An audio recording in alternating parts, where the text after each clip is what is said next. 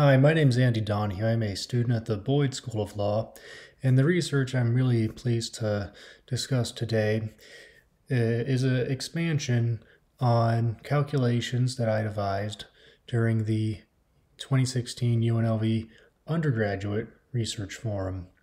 In that venue, I showcased a calculation that places a financial value and incentive on various political directives. In this example, the calculation method of the prevailing wage by administration compares the Reagan administration's approach of calculating the prevailing wage compared to how Secretary of Labor Frances Perkins calculated the prevailing wage. By comparing these figures, there are clear, measurable financial differences for voters to consider when casting a ballot for either party or policy. This new approach relies on three primary elements to calculate how competitive new legislative districts are. The first calculation compares the majority party with the minority party to derive a partisan advantage. The State Senate of Nevada provides a succinct and direct example, or 21 succinct and precise examples of how this calculation plays out. We begin by subtracting the minority party from the majority party. This provides a very clear, up to the voter figure of how many votes a party has an advantage of in a respective district. The second step is comparing the majority party to the number of voters who do not affiliate with a political party. Here, the advantage is either expanded or decreased by this comparison. Thirdly, we take the advantage and divide it between the number of voters in the district who do not associate with a party and multiply it by 100. And this gives an idea of what percentage of nonpartisan voters need to be solicited and secured in order to close the partisan advantage. And this is a new discovery in quantifying and defining what gerrymandering actually means. And so applying it here, we have the advantage between the majority and the minority party in this particular Senate District number 1 and divided by the number of nonpartisan voters. In this district, a candidate from the minority party would need to win nonpartisan voters by 66% in order to just draw even with the majority party opponent. As we apply this to a broader, more simplified scheme, we are able to determine how to measure each district. In some calculations, a district isn't properly gerrymandered unless the minority party has no chance of securing an electoral victory or no chance of doing so without going into persuasive methods of crossover votes or trying to solicit votes from the majority party.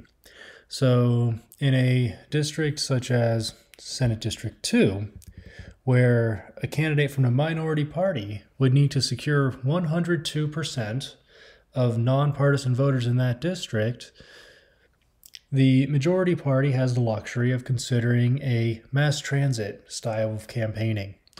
This is a matter of logistically transporting the requisite number of voters from the majority party to completing the process of getting their ballot recognized and counted.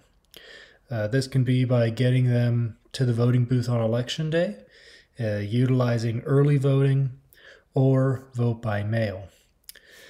in the grand scheme of things across the entire state, there's definitely room to conclude that the state legislature had an overall fair approach to using census data and drawing new maps.